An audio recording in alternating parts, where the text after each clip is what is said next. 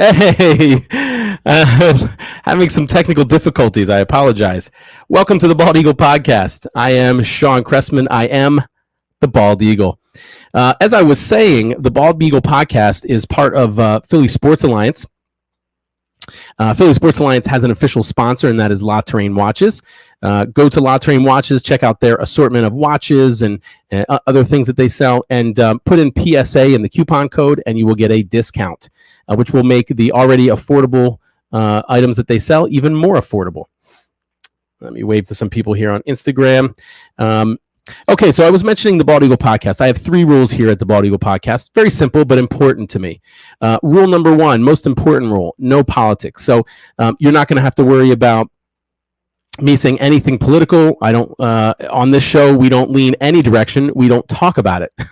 This is supposed to be an escape, and it is very much for me an escape from politics, because I don't want to hear anything about what's happening in regard to any of that stuff. So you'll never hear it on here. So this is a nice little escape for you as well from politics. Number 2, I don't talk about any personal information. I don't talk about my personal life, and I won't talk about the players. And another thing I don't do is I don't have segments that are non-football related. And I'll tell you why I bring this up. A few days ago, I was watching, Good Morning Football on, I guess it's the NFL Network. And it was like a good hour and a half show. 20 minutes of those, they discussed whether or not it's okay for anyone other than Russell Wilson to say, "Let's ride," which is a slogan that apparently he's been saying a lot, which has no bearing on anything to do with football. And then another thing, then they spent another about 10 minutes talking about some of their favorite TV characters and which NFL player was most like that TV character. Maybe you guys like that kind of stuff, but I don't. I have no interest in any of that. So you won't hear that kind of shit here either. And lastly, which you may have just heard, I am uncensored. So I don't talk about anything. All right. Let me get some comments here. I'm not sure if this is actually my, which relative this is of mine, or if it's her child, but how you doing, Isis, or somebody else? Okay. So I'm not censored. That was the last one. All right. So now the Bald Eagle Podcast, if you're not aware, the Bald Eagle Podcast is home of the most in-depth play-by-play analysis for regular season and postseason games. And when I say in-depth play-by-play, it's Ivan. How you doing, Ivan? I will go after the game. I spend hours reviewing the all 22, the tackle box views, and sometimes the broadcast view if that's the best one available. And I break down each play. Now, I'm not going to go over routine running plays or plays that don't really have any impact, but I'm going to highlight every meaningful play. I'll go through every play, but I'll highlight every meaningful play, and I'll tell you what happened. I'm going to break it down exactly what happened. I'll tell you what coverage they were in, who did what they were supposed to do, who didn't do what they were supposed to do. And you'll find that oftentimes the actual play of the players might be different than statistics. A lot of people complained about Jalen Hurts and his winning record when he the first 6 games that he played against to replace Carson Wentz. The win-loss percentage really didn't have a lot to do with his progression as a quarterback. So just an example of some of the things you'll hear there. Now, I mentioned earlier that we are, the Philly Sports Alliance is the network or the group of channels that I'm on. Philly Sports Alliance has partnered with a thing called Philly Sports Trips. So Philly Sports Trips is a company that takes trips to, I don't know if it's just sports. I'll be honest with you. I didn't look really far into it. I just know that we've partnered with them to take a trip down to DC for week 3 at Washington. So go to phillysportstrip.com, look for that game, sign up. And if you write in that you heard about this through PSA, and that way we can all get on one bus. So PSA stands for Philly Sports Alliance. So go on to phillysportstrips.com, sign up for the bus trip to DC for week 3. And it isn't just a trip and tickets. You get the ride down. You get tickets, decent tickets. There's food there, so there's tailgating, and I feel like there's perhaps some legacy Eagles that might be joining too. All right, let's get to our countdown. Real exciting. We're getting very close, guys. Very, very close. By the way, Ivan, I'm not going to post your last comment. I would never post a comment that celebrates another team. He's a fan of one of our NFC East rivals. So countdown, 2 days until our first preseason game. That is week 1 preseason for us. That's this Friday, the 12th, against the Jets at home at 7:30 p.m. Then we have a joint practice with the Browns. That's August 18th and 19th in Berea, Ohio. Right before our game, which is week 2, Sunday, August 21st at Cleveland, 1 p.m. And that is our one and only game that's shown on NFL Network. Then on August 24th to 25th, we have a joint practice with the Dolphins at their practice facility in Miami Gardens, Florida. And then week 3 is Saturday, August 27th at Miami at 7 p.m. Now, we only have one preseason game aired live on NFL Network. That's the game against Cleveland. But all our other games will be aired on NBC 10 and 94 WIP. So you'll be able to watch them there. Regular season NFL official kickoff of the 2022 season is Thursday, September 8th, Buffalo at the Rams, 8:20 p.m. For us, it's week 1 at Detroit, Sunday, November 11th, 1 p.m. Our home opener is week 2, Monday Night Football against the Minnesota Vikings at September 19th, 8:30 p.m. Week 3, we're at Washington. That's Sunday, September 25th, 1 p.m. Week 4, at home against Jacksonville, Sunday, October 2nd, 1 p.m.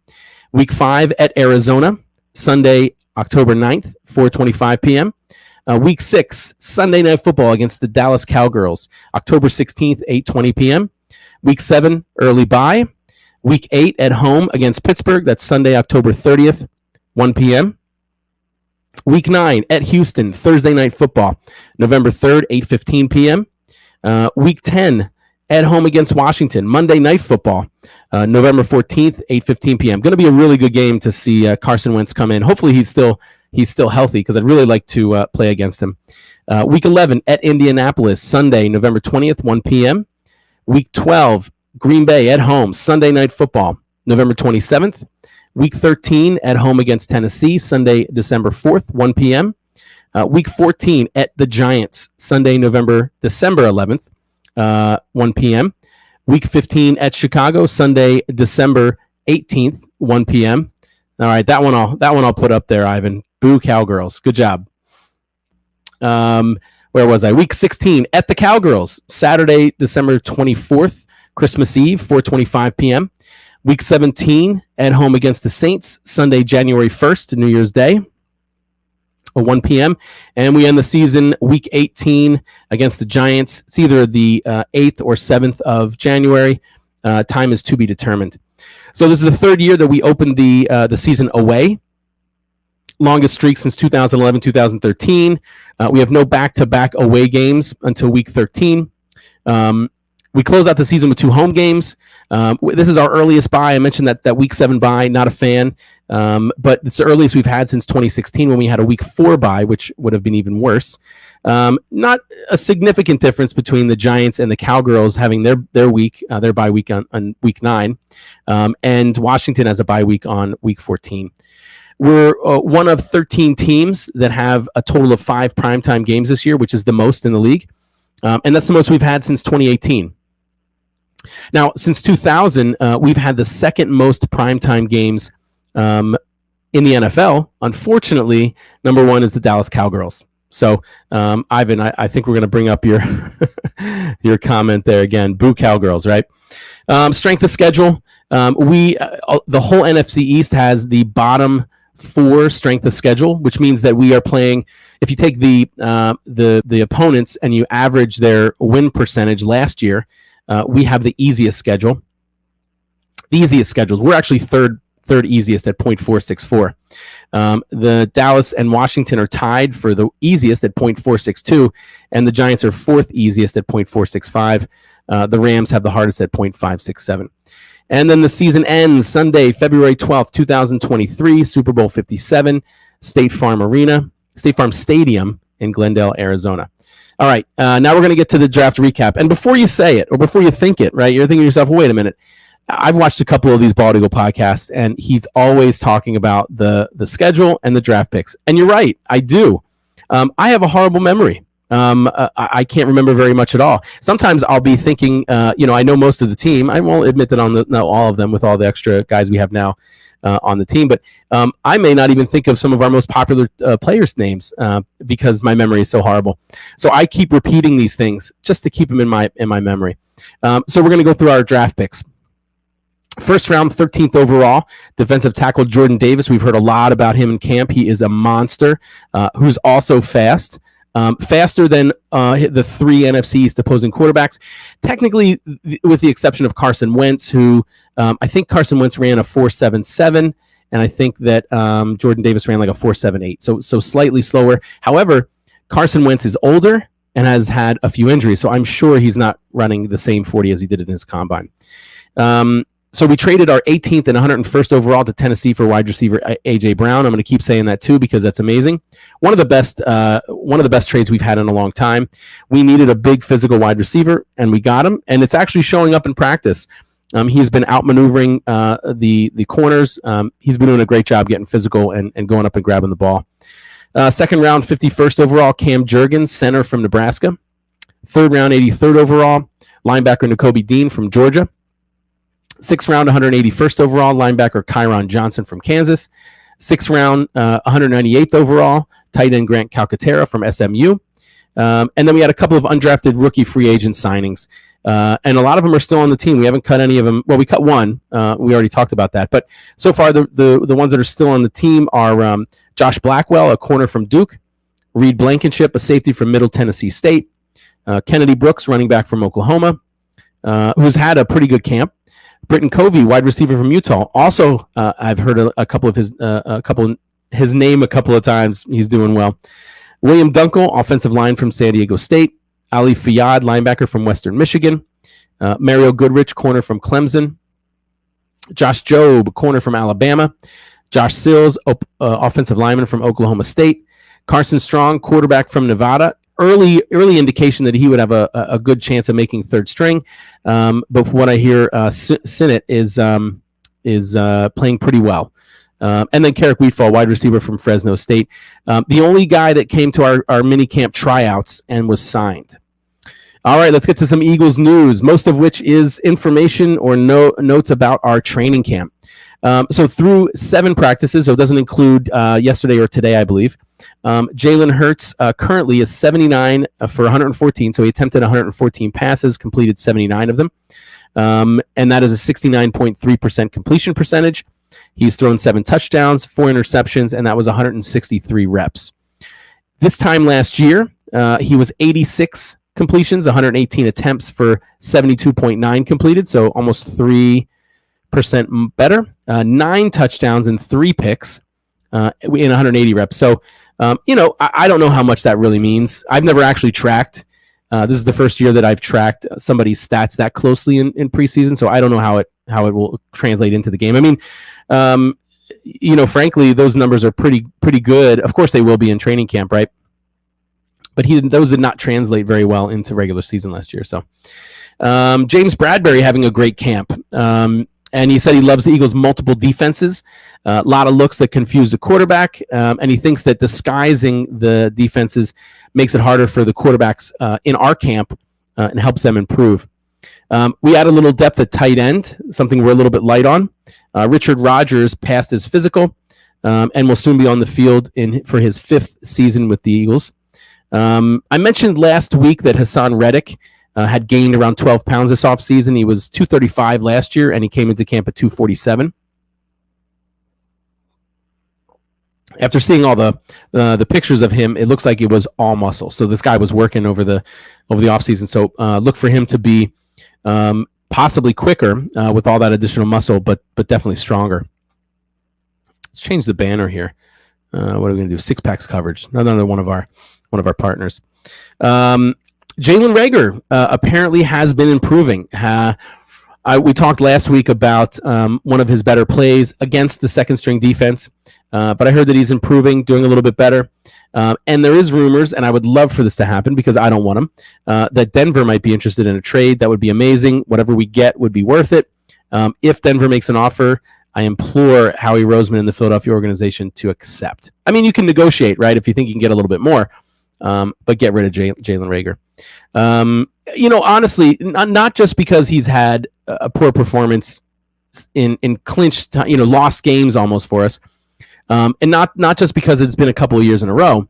I just don't like his attitude. One of the longtime Eagles journalists, John Clark, tweeted that he had a rough practice, and instead of accepting that and saying, he's right, I'm working, I'm I'm trying to get better, he called him a liar. And I would just think that's really classless. I mean,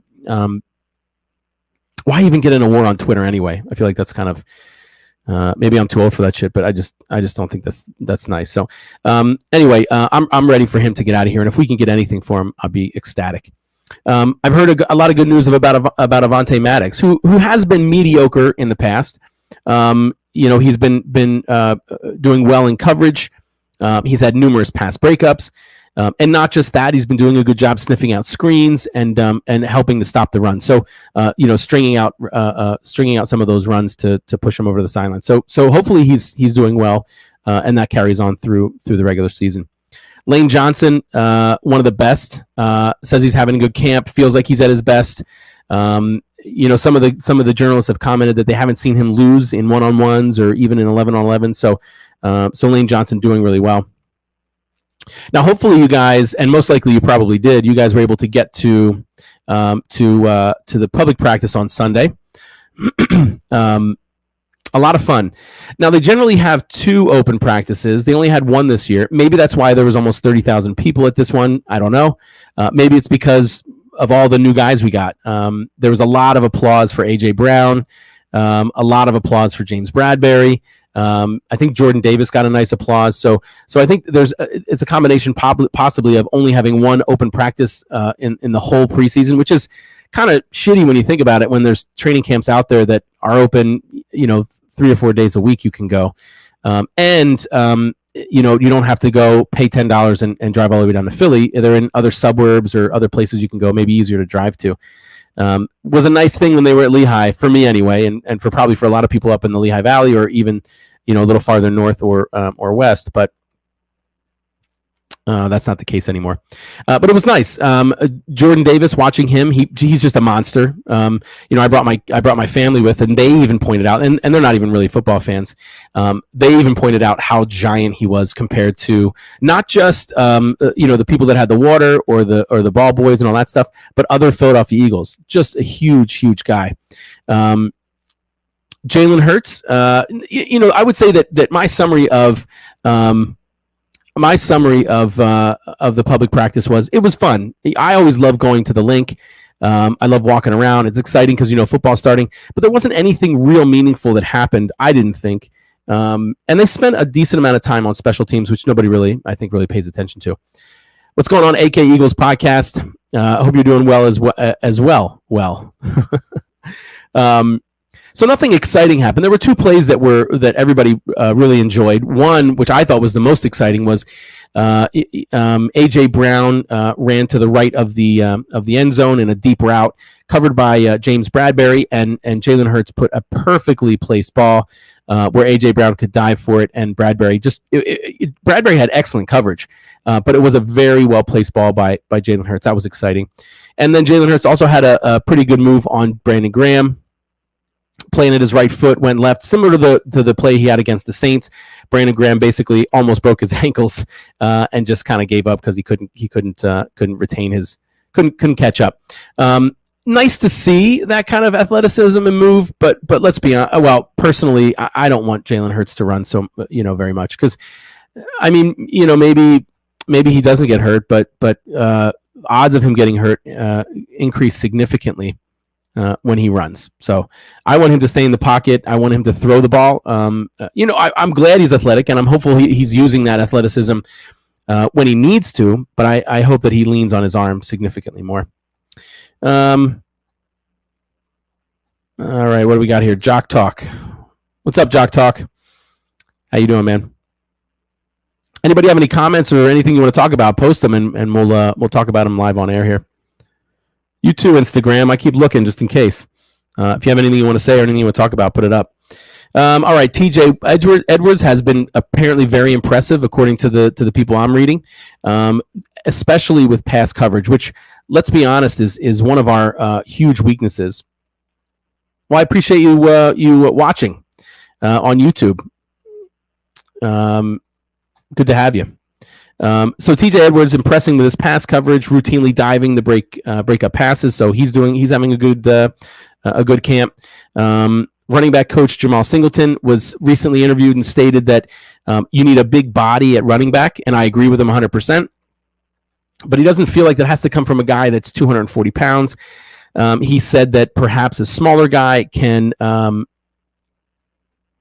about Noah Ellis, I don't think so. I think he's been. I haven't heard his name as being a standout. So I don't know that he's moved up any real significantly on the depth chart. Noah Ellis. But so Jamal Singleton, essentially, to get down to it, is happy with the three running backs we have now. He loves the three running backs we have now. So he's not doesn't feel like we're losing anything by not having that big back. Noah Tongi, I have heard about him. I have heard about Noah Tongi, and yes, I think he's doing pretty well. As far as the depth chart, I have no idea. I'm actually gonna. I typically wait for my depth chart. What do you call it? My depth chart estimate, not estimate. Guesses. It's a little bit later. Yep. Noah Tongi, the tight end. Frankly, I would say that we are short on that position, so he's probably going to make the team. Richard Rodgers is great to have. He's had some experience with the Eagles and he's had some success. But between him and Dallas Goedert, we're a little bit light. I agree. That's Ivan. We don't like the same team, but we definitely hate the same team. All right, and last, if you plan on watching the preseason game. Kennedy Brooks, Kennedy Brooks had a couple of decent runs in training camp on Sunday. I've heard decent things about him too. However, it's I have a hard time checking out running backs in training camp because the Eagles aren't even hitting to the tackling to the ground, right? So running backs are really. I mean, Miles Sanders had a couple of runs that looked like they were touchdowns in practice. There was a lot of long runs where people were untouched, and it's really hard to tell if that would have happened when you're talking about going against a live team that's actually trying to stop you. So he looks good. I didn't think he looked very fast either, Kennedy Brooks. He didn't look like he was that quick, but he is moving up. I've heard good things about him, and I think he is moving up. I've heard a lot of good things about Britton Covey as well. I've heard that he's doing well in camp too. Let's see.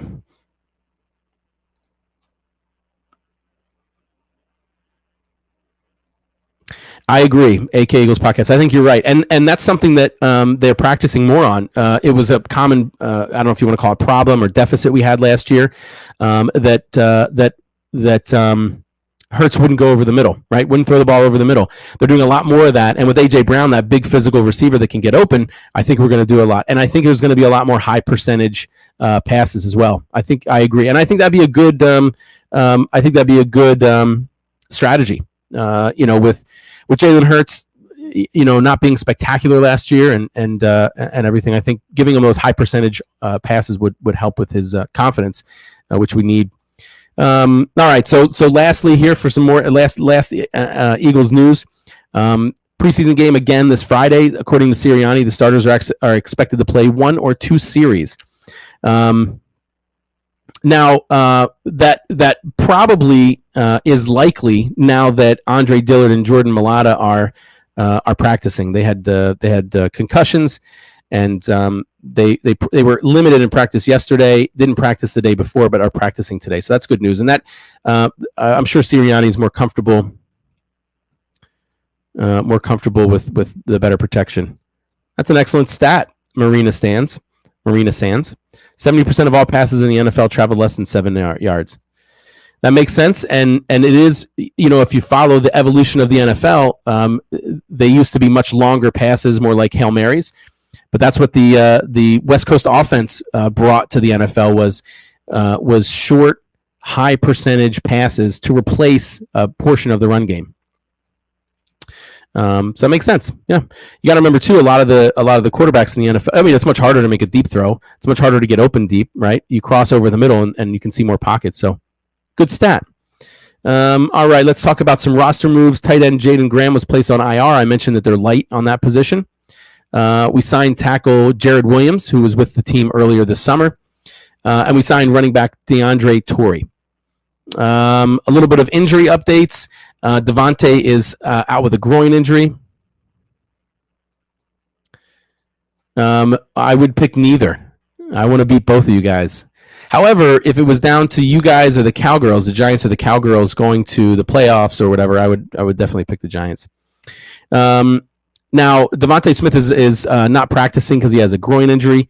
Now, it's not. I don't believe it's anything serious. According to the coaches, it is just a little bit of wear and tear. They're saying they're doing a lot of running in camp, and Devontae Smith is doing more running than average, which is nice to hear. It's good to see that he's pushing himself. Yeah, right. Was it George Walsh? Man, what was the coach at that time? He's the one that he brought in, the Steve Walsh. Can't remember his name. See, I told you my memory's horrible. But he brought in the West Coast offense, and that's what made Steve Young and to a degree Joe Montana as excellent as they were because of the high percentage medium to short passes. Right, excellent. Grant Calcaterra, who is another tight end who's been doing well, has a hamstring injury. Andre Dillard and Jordan Mailata did have concussions, but they're practicing today. Boston Scott has a concussion. Bill Walsh. Yeah. Thank you, Jock Talk. Bill Walsh, yeah. Jason Kelsey, he has an elbow injury. He is having a routine clean out and should be ready for regular season week 1. It is apparently the best thing for him, and it shouldn't be significant. LaRaven Clark has a hamstring issue. Kenneth Gainwell has a hip injury, and John Hightower has a groin. So none of these are real significant, right? Hamstrings go all the time. If it's nothing severe, it's something that can be healed within a few weeks. Groins are common, same thing. I don't know about Kenneth Gainwell's hips. Hopefully that's not serious. All right, let's get to some NFL news. So roster cuts, right? A few years ago, we used to have roster cuts all on after the 4th preseason game when we had four preseason games, but they've tiered them now. I think it's a good idea, and I'd rather them tier them more. August 17th, after the end of the first preseason weekend, they cut from 90 to 85. August 23rd, after the second preseason weekend, cut from 85 to 80. August 30th, after the third preseason weekend, they cut from 80 to 53. I wish they would cut more. I mean, think about it. If we're light at a position and some other team is stacked and they cut somebody who has potential, it's better to get them out there earlier to get them on the team and practice to see what they look like than later. Oh, well. Let's see. I have a correction. I mentioned last week the most valuable teams in the NFL. Eagles were 9th at $4.7 billion, Washington 8th at $4.78. Giants 4th at 5.73, and the Cowgirls were 1st, $7.64 billion. I thought that I misspoke and said that soccer teams were valued more, and that was incorrect. The Cowgirls are the most valuable sports franchise in the world. What I had mixed the stats with is viewership, and frankly, it's not apples to apples. When you look up the most viewed sporting events. That's the key events in the world. World Cup of Soccer is, I don't know if it's first. I think there was another, something else that was higher. Had 3.3 billion viewers, right? However, the World Cup of Soccer is not just one game. So I couldn't find, and if anybody knows this, I couldn't find the single most watched sporting event. Typically it's always the Super Bowl with 112 million viewers. So that's what I got misunderstood, or I confused myself. I spoke incorrectly about.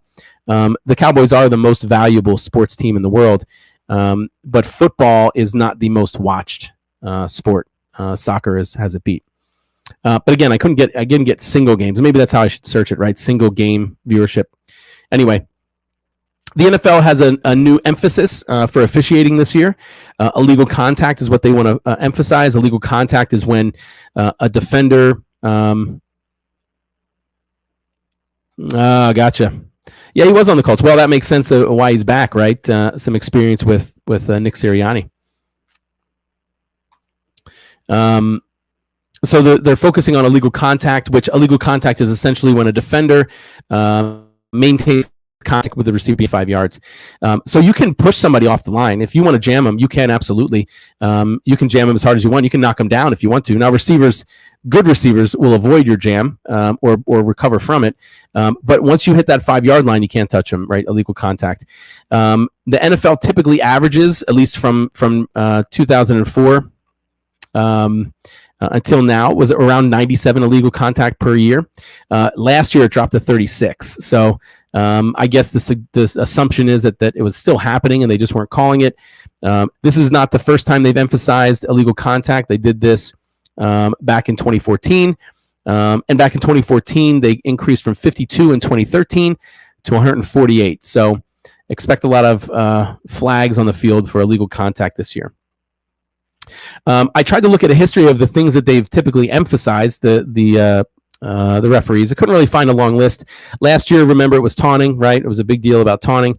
Another thing that the officials are going to keep an eye on is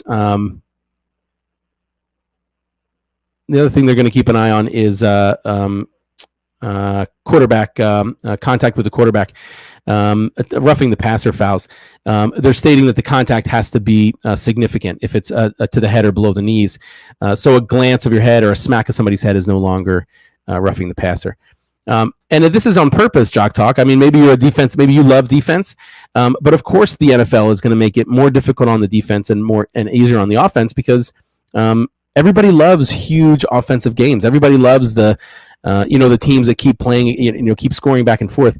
Only real, I don't want to insult anybody here, but only genuine, football fans enjoy defensive battles. Can value. I mean, look at the Super Bowl when it was 13-6 when the Rams played the Patriots. Everybody said it was the most boring Super Bowl in history, right? Because it was all defense. I think it's exciting to watch two defenses, slow down offenses, but that's not the general consensus for the majority of fans. So of course the NFL is going to highlight what they think sells the most tickets, right? What do we got here for Tom Brady? If you're 5 yards away, they call. Yeah.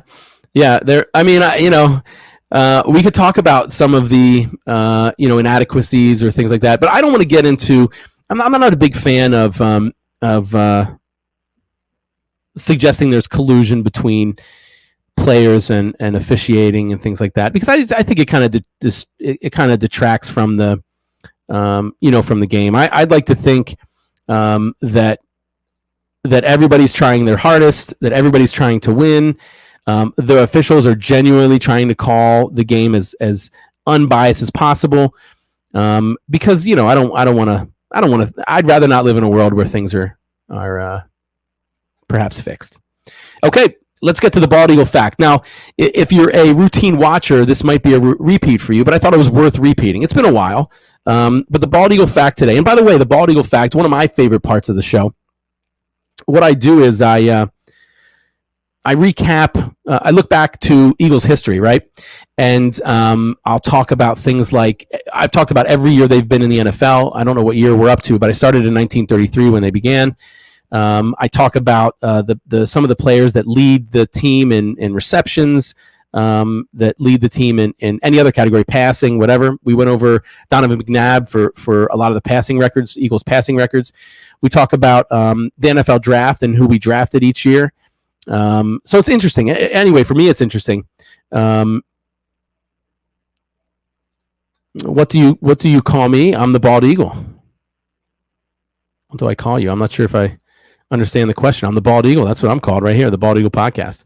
Okay, so the bald eagle fact: the Eagles' 14th head coach was Dick Vermeil, and I'm talking about Dick Vermeil because, of course, he was nominated and inducted into the Pro Football Hall of Fame 2 weeks ago. So Dick Vermeil began his coaching career in 1960 at Hillsdale High School.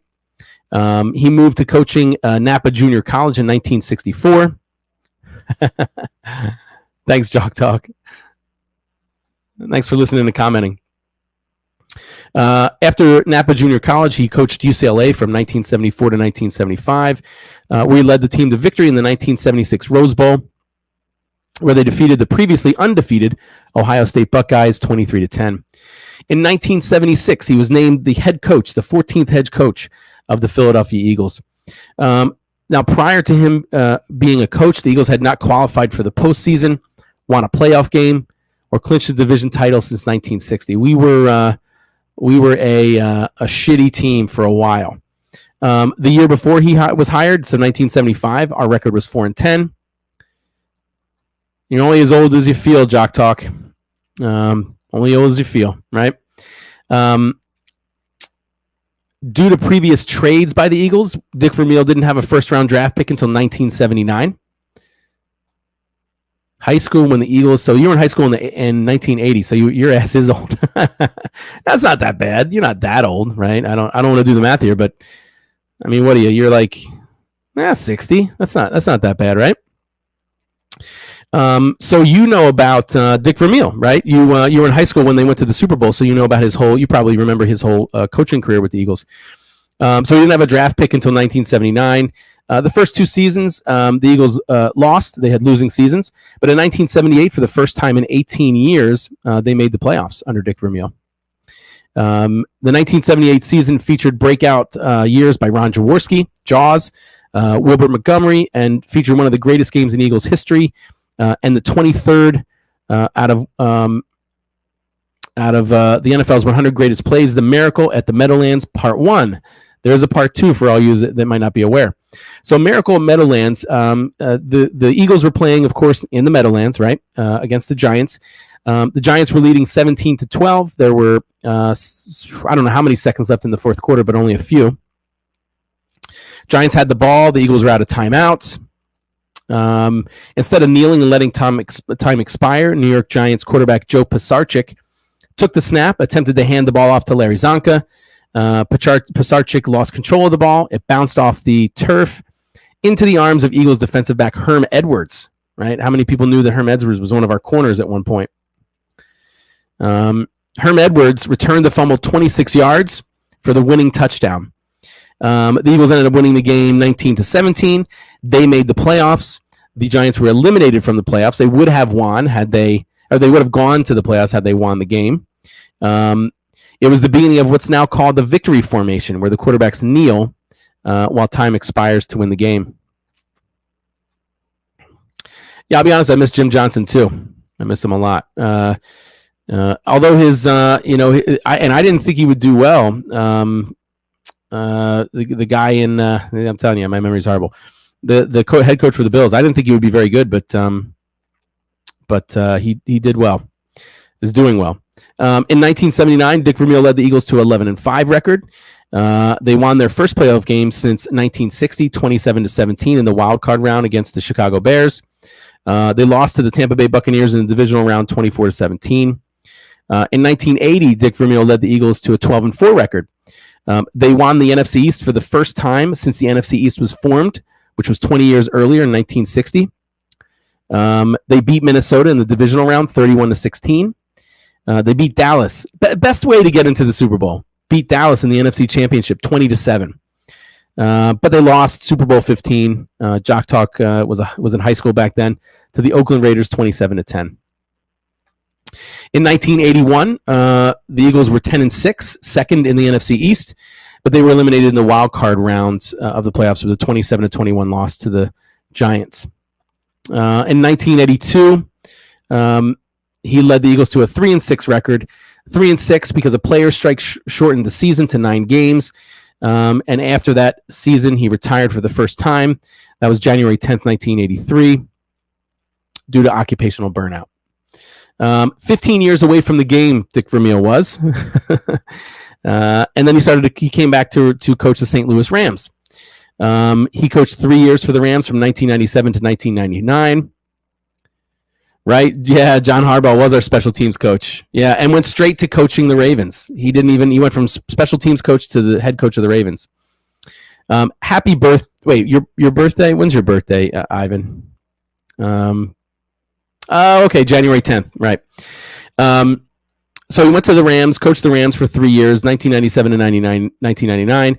Overall, he didn't have a great record, 22-26. However, in 1999, the Rams went 13-3 and eventually won Super Bowl 34 against Tennessee. He took them to their first playoff appearance since 1989, first division title since 1985. First NFL championship since 1951. First, the St. Louis Rams were the first dome team to win a Super Bowl. It was the first time the Rams were undefeated at home since 1973. In 1999, they led the NFL in total yards with 400.8 yards per game. They led the NFL in passing yards with 272.1.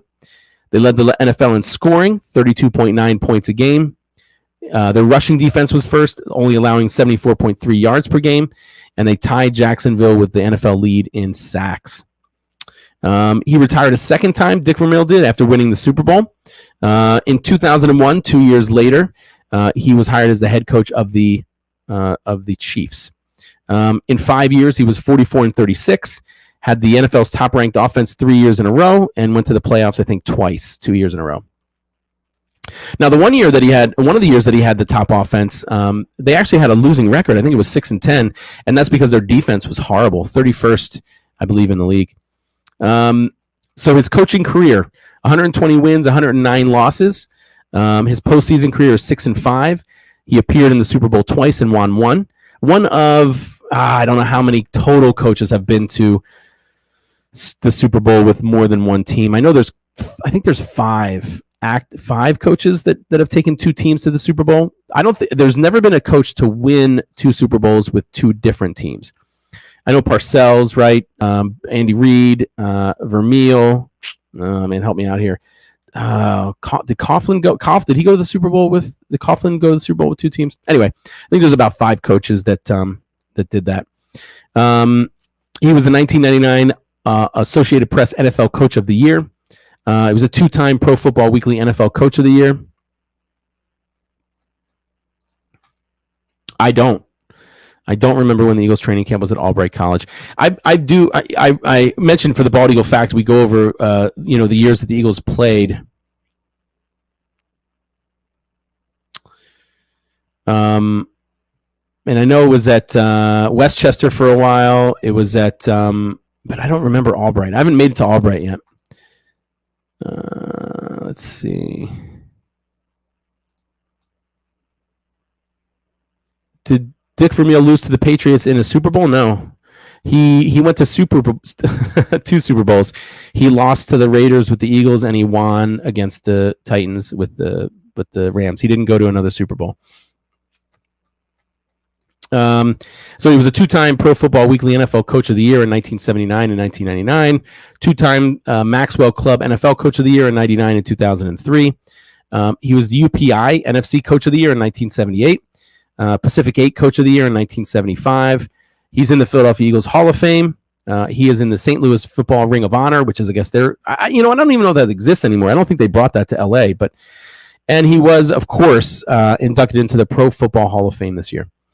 All right, that does it. That is the Bald Eagle Fact.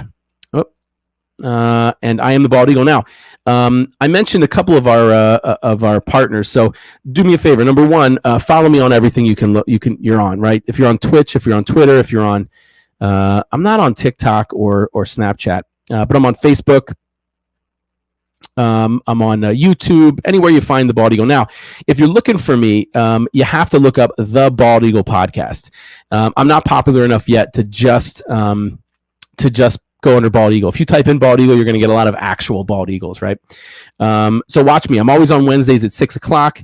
I'm always on Facebook, Instagram, Twitter, and YouTube. And then we also stream. One of the nice things is we have a couple of partners that we stream with. The Painted Lines is a great sports series. We stream to their YouTube. Six Packs Coverage, which is a media company in Tennessee.